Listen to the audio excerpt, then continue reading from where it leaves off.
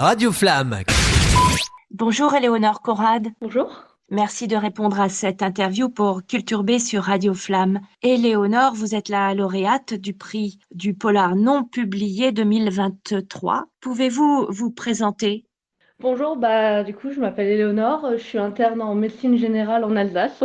Sur la peau a été publié le 7 novembre aux éditions Novice qui ont créé ce prix il y a 3 ans maintenant, donc, pour les jeunes auteurs qui n'arrivent pas à publier leur manuscrit. Et donc voilà, et merci de me recevoir aujourd'hui. Pouvez-vous en quelques mots nous donner du frisson? De quoi parle ce polar? Alors, en gros, c'est l'histoire d'un policier qui est contacté par le gérant d'un salon de tatouage, car il vient de trouver un cadavre dans l'arrière-boutique. Et ce cadavre est tatoué, mais il a été tatoué après sa mort. Donc, ce commandant de police, qui s'appelle le commandant Fontenay, lui est très attaché au milieu du tatouage. Il est lui-même tatoué. Et pour lui, c'est quelque chose de très intime, c'est quelque chose de très personnel. Très vite, il se lance dans cette enquête, il s'implique énormément. Sauf que cette affaire va avoir un côté beaucoup plus personnel qu'il ne le pensait et va bouleverser toutes ses certitudes et tout ce qu'il pensait savoir sur lui-même et sur les autres vont se retrouver complètement chamboulés et ça va un peu changer sa vie et sa vision de tout. Éléonore, est-ce que c'est l'expérience d'interne en médecine générale qui vous a inspiré ou bien une expérience personnelle de tatouage? Alors, moi, je ne suis pas du tout tatouée en réalité. En fait, l'histoire, elle vient tout bêtement d'un acteur français qui est lui-même beaucoup tatoué et qui joue dans une série avec des copines avec qui on parlait de cette série. On se disait, mais pourquoi il gère, enfin, les scénaristes n'utilisent pas les tatouages de cet acteur pour créer une intrigue. C'est parti comme ça, l'idée. C'est un peu bizarre comme origine, mais ouais, tout à coup, je me suis dit, mais ouais, en fait, je faisais quelque chose de ça. L'histoire est partie comme ça, et puis après, de fil en aiguille, j'ai remise en question moi-même, sur mes certitudes. Donc, j'ai un peu intégré ça dans l'histoire.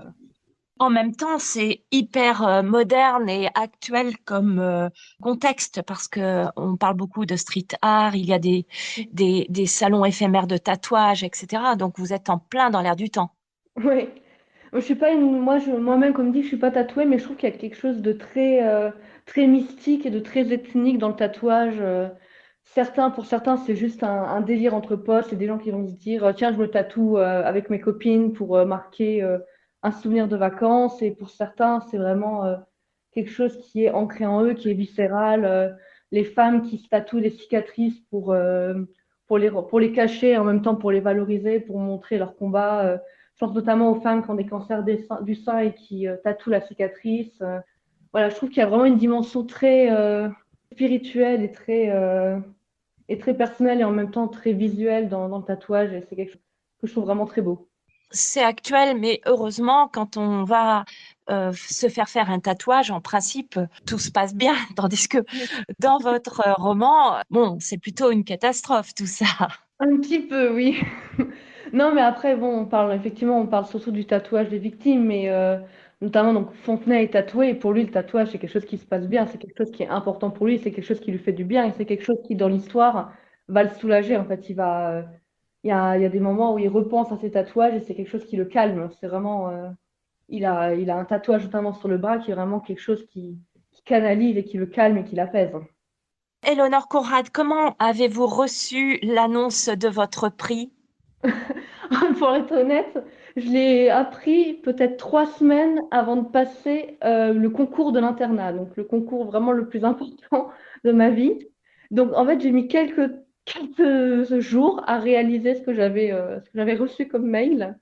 Et je pense que une fois que j'ai passé le concours, donc mon concours de l'internat, c'est là que moi j'ai commencé à réaliser, j'ai fait, waouh, non mais attends, il s'est passé quoi là? Il y a vraiment eu il y a vraiment eu une période de latence où, en fait, pour moi, ça paraissait tellement irréel.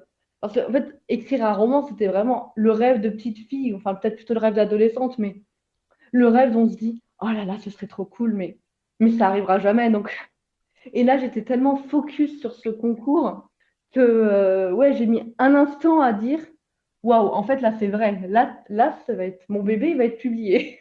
Est-ce que votre concours, vous l'avez réussi? Oui, j'ai eu la ville que je voulais, j'ai eu la spécialité que je voulais, donc tout se Ah passe. ouais, donc ça commence plutôt bien l'année 2024 pour vous. Oui, plutôt, oui. Quels sont vos projets justement en 2024? Ça sera tourné vers quel métier? Plutôt quand même la médecine. Là, je suis encore en phase de formation, donc je suis en train d'apprendre à être un bon médecin, de bien prendre en charge les patients, mais pour moi, l'écriture, c'est quelque chose qui me permet justement de m'évader, quelque chose qui me permet de canaliser parfois cette angoisse qu'on peut ressentir quand on est devant un patient qui va mal. Et écrire et les histoires, c'est quelque chose qui me permet d'évacuer un petit peu cette pression que je peux ressentir dans mon travail. Disons que les deux se complètent.